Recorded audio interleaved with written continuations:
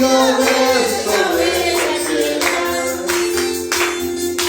para castigar a los hombres malos que le faltaron respeto a Dios, que le faltaron respeto a Dios.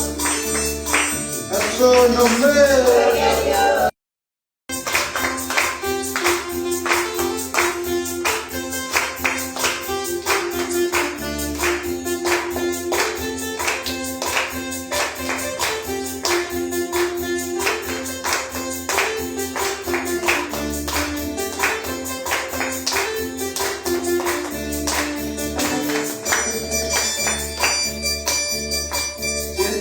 Años no predicó,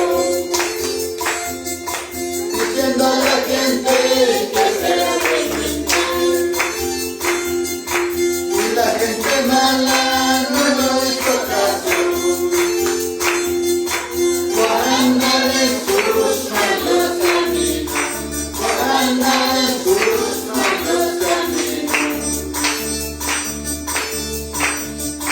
40 días, 40 noches, Dios hizo llover sobre la tierra,